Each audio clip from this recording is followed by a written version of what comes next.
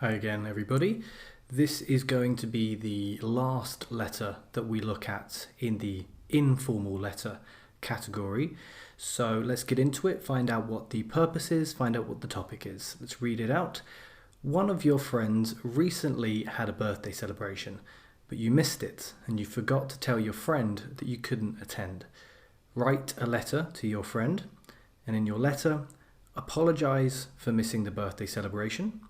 Explain why you missed it and why you didn't tell your friend, and say what you would like to do to show that you are sorry. Okay, so a few different elements to this one. Let's look at the key words here. So we've got one of your friends. This has come up in every informal letter, but it's good to know because we know we're dealing with an informal letter.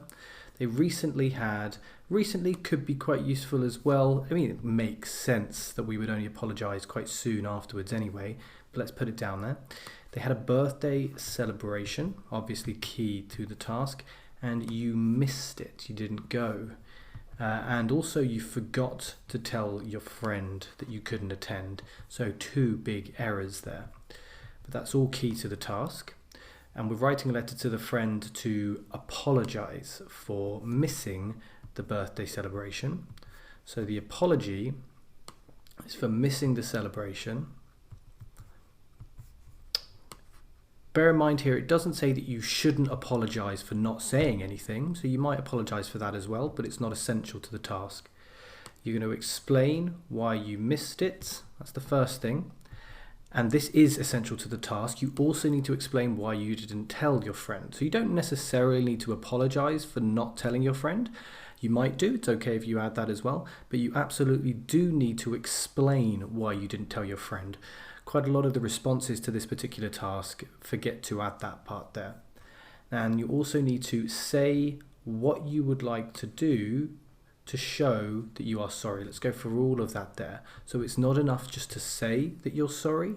You're going to talk about what action you would like to take to really emphasize that apology, to make it seem like a genuine apology, putting in some effort to make things right with your friend. So those are our key words, and we can think now about the plan. Of course, it's the informal letter, it's the last informal letter. And what is the purpose? What is the general purpose of this letter, do you think? Hopefully it's quite clear. We're looking at an apology letter. So the vocabulary that we use is going to be focused on apology. The purpose needs to be clear pretty much throughout. And by the end of the letter, the reader should be in no doubt that that has been the purpose, just to receive an apology. So let's think about the paragraphs themselves. As always, not planning the first paragraph, that'll be the purpose paragraph, or just the hope you're well paragraph because it's an informal letter. So in paragraph 2, we need to talk about, we need to apologise for missing the birthday celebration. Now this is interesting because the purpose of the letter, of course, is to apologise. So in paragraph 1, which would be the purpose sentence a lot of the time, that is not going to apply here because we're directly told to apologise for missing the birthday celebration. That's one of the bullet point directives. So I think I already know here that paragraph 1 is simply going to be like I hope you're well, or I hope you had a good birthday, or something like that. We're actually going to apologise. We're going to give the purpose straight away, of course, at the beginning of the second paragraph. So we're going to say sorry. Maybe we need something better than that. We need a few more details, or at least a bit of vocabulary. Maybe we can understand that they would be upset. So we're trying to get into their mind, and we know that we can understand that they would be upset. So we're sorry that they're upset, but we understand it. We'll turn that into a paragraph somehow, fill it out. Now the next paragraph, explain why you missed it and why you didn't tell your friend. Now this is a bit easier to flesh out because we can bring in some details. Let's imagine that we didn't appear at the party because we had to work late. Imagine we had like at the very last moment, the boss gave us a lot of work to do. So work at the last minute. We use this expression at the last minute. We'll talk about that later. That's why we didn't show. What about why we didn't tell the friend? I guess because we'd been given this work at the last minute, when maybe there was a deadline for that evening. We panicked and forgot to tell the friend. It's as simple as that. It doesn't need to be a very good reason, as it's IELTS. We're not being graded on the quality of the excuse. We just need to give an excuse. We need to give an explanation. And then finally, we need to say what you would like to do to show that we're sorry. How about we go for something like, how about we invite them over for a personal birthday celebration? So we can invite them over for a meal, or they could go out for a meal. Either way, some sort of birthday meal would be good there. And then we want to maybe stress again that we're very, very sorry. How do we feel about this whole situation? Maybe we feel just awful. Again, it's a good opportunity to show a bit of vocabulary here. And then we can close off the letter there. We may add one more line at the end. We may not. We'll see how we go. But anyway, that will be our plan for this letter here. Let's begin, and let's use the name Maria for this one. We're just looking at one friend. Very important that you do consider whether we're looking at one or multiple friends, as that is important for task response. So dear Maria, as I said, with this first bullet point directive, this is the purpose. So we can't really include that in the first line. You could go straight in to the first paragraph, but I think it's always more polite, a little bit more personal, if you add that first line, a quick line, just to ask how they're doing. So let's add that here. Let's just say, I hope you're doing okay. And I'm going to add a question mark here. Now, a couple of points to make. I could have written, I hope your birthday was good. But personally, if I were to receive an apology letter and the person wrote to me to say, I hope the birthday was good, I'd be annoyed, because I feel the first thing that should happen is an apology before they ask me about that birthday that they missed. So writing, I hope you're doing okay, that's a nice, softer way to open the letter. It's not like rubbing their noses in the fact that you weren't there at the party, and you're just asking after their well-being. Another thing to notice here is that I've included the subject I this time. Now, you will have noticed that sometimes I drop I and I just say, hope you're doing well, something like that. The reason that I've added this subject here is because I don't want to be overly casual. This is an apology letter. We are trying to show that we're making more effort to apologize. Because of that, it's a very nuanced point, but we want to, if we want to show that we're making more effort, we can at least add the subject this time. We don't want to be too light. We want to be a bit more serious. Even though it's an informal letter, it's a bit more of a serious letter, and that's why I've added the subject here. Something to keep in mind. Okay, so dear Maria, I hope you're doing okay. Now let's jump straight into the purpose. Again, you'll see here, I'm just writing, not just writing, but I'm just writing to say that. Let's keep it very simple. We use this in an earlier letter. It's perfectly fine in an apology letter too. I'm so sorry. It's very clear. There's no ambiguity here. It's a very clear apology letter. I'm so sorry for what? Or about what? About or for is fine. I'm so sorry about not being there for your birthday party, celebrations. We've got celebration up there, so maybe we can just write party, just to add a little bit of variety with the vocabulary. So being there for your birthday party. That's the first thing. Now, as I said, we're not told that we need to apologize for not telling the friend that we couldn't attend, but then we're not told that we are not supposed to do that. And because this paragraph would be quite small otherwise, I am actually going to apologize for not writing to say that I couldn't attend. Notice I'm starting this sentence with the conjunction and. You would never do this in an essay, particularly if it's a task 2 essay for the academic. You might get away with it in the general training, but in general, rule of thumb is not to start a sentence with and, but in an informal letter, it's okay. So and, I'm going to emphasize the apology here, even worse. I feel even worse about this particular thing, even worse. I'm sorry for... So we're just changing sorry about, sorry for, same thing.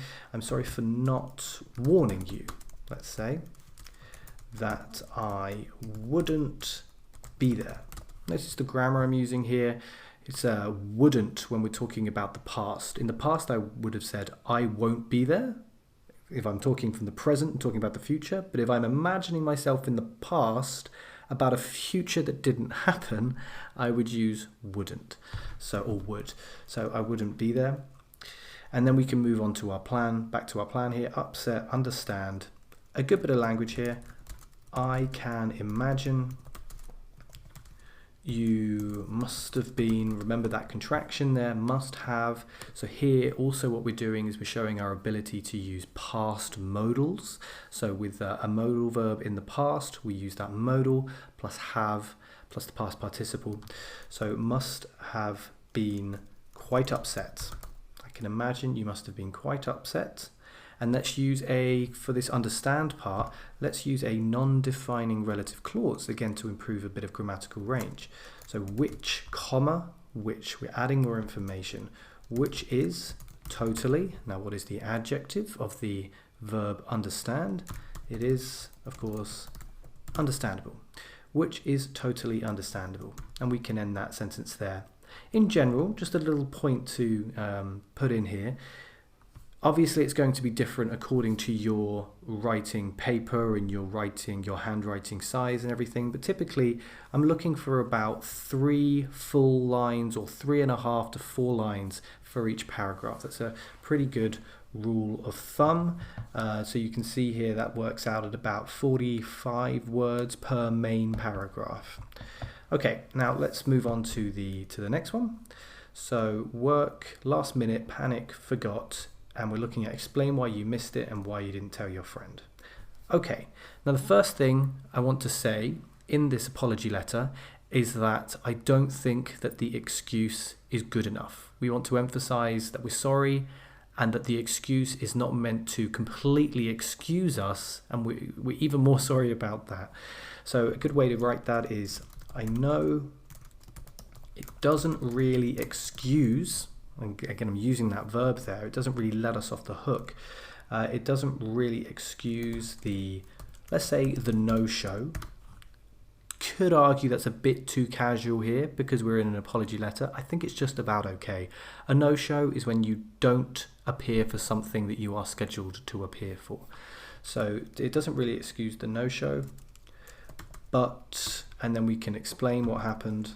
What happened was that my boss, something to notice here as well, I could have just said, but my boss did this and that, etc. But this is a nice way of introducing a story, introducing a sequence of events that happened in the past. What happened was. But what happened was, and again, it's quite conversational as well. But what happened was that my boss, now here we can use a little bit of informal personal vocabulary. My boss dropped a stack of paperwork on my desk. And we come over to this plan here at the last minute. Okay, so this is some good language, a good way to show your informal and colloquial vocabulary. Dropped a stack of paperwork on my desk at the last minute. And okay, so we need to explain that there was a deadline there. And told me it had to be finished that night. We could have talked about a deadline, it's okay as well, but I'm just going to use it in the long form. It had to be finished that night. And then we can explain why we didn't tell the friend. So we've got that panic there. So I could say I panicked, or I could use it as a noun and say I was in such a panic because of the deadline. And I shouldn't need to write because of the deadline. That should be clear here. It should be implied. So I can just move on to I was in such a panic that, well, the result of that was that I guess I must have forgotten all about the party. And very importantly, it's not enough just yet, and the need to message you. Okay, if you don't add that last part there, you're not actually fulfilling the task requirements, because you need to explain why you didn't tell your friend, and we cover that with those last few words. Hopefully that last sentence is quite clear. The grammar, of course, is varied, which is what we want. So we have we've got this past tense here. Again, we've got that past modal, same as above, must have been, must have forgotten, all about the party, and we turn need into a noun rather than a verb as well. So we're showing a little bit of word formation also. So a lot of things going on. We can then move over into the final paragraph, or what's likely to be the final paragraph, and talk about what you would like to do to show that you're sorry. Now, some really good language for an apology letter to show that you're serious about this apology. Can you let... Oh, okay. This was not intentional. Obviously, I wasn't paying attention. But maybe you can tell me what's wrong with this sentence. This is an on-the-fly exercise. So what is the missing word here? Can you let make it up to you? Hopefully you're telling me that there is a missing me, which should go between let and make. So can you let me make it up to you? Notice that there's not a missing to. A lot of people make the mistake with the verb let that they will add a to before the infinitive. The reason that they do that, I think, is because the verb allow does follow this verb pattern.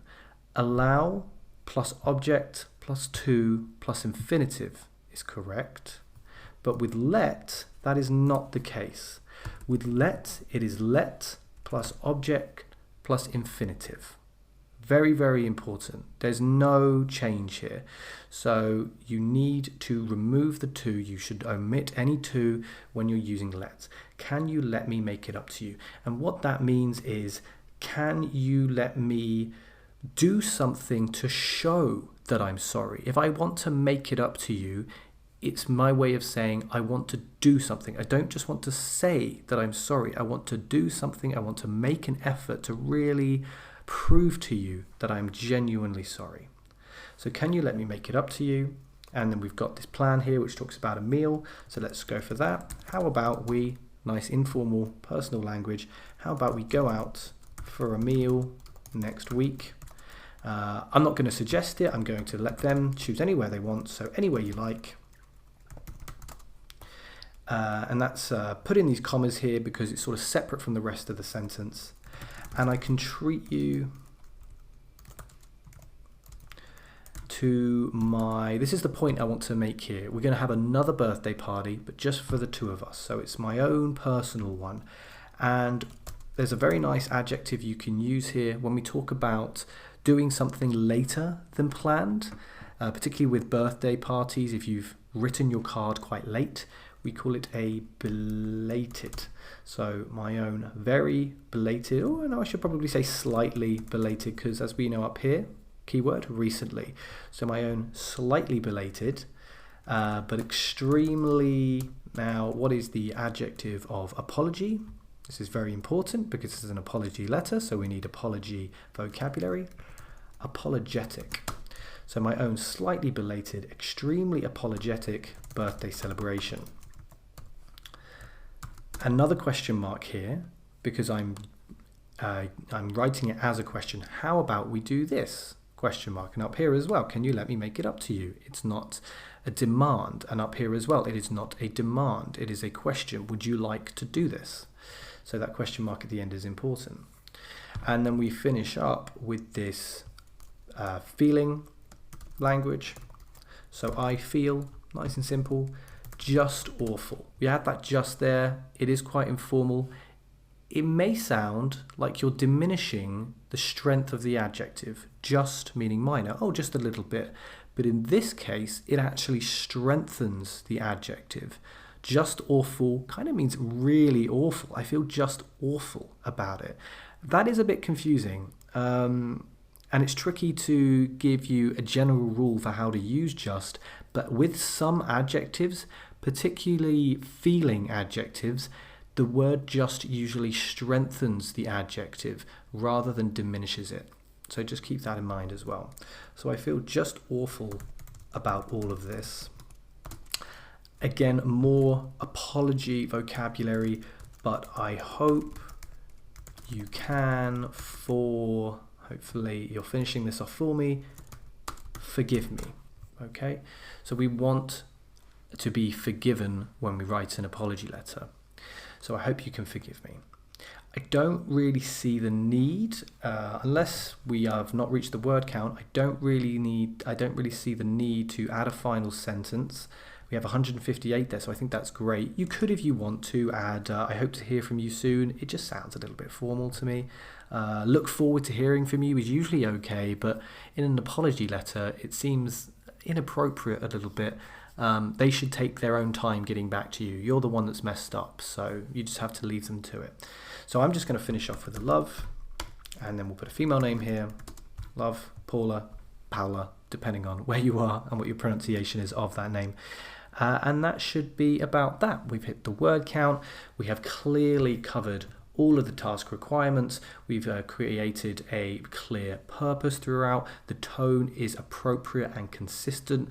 It's informal, but it is not overly, it's not too light. It is a serious letter. So it is possible to write in an informal and serious way. And that's quite tricky to do. But hopefully this model answer gives you an indication of just how to do that. That brings us to a close on the informal letters. So in the next lecture, after you finish the gap fill exercise for this letter, we're going to move on to the semi-formal letter category.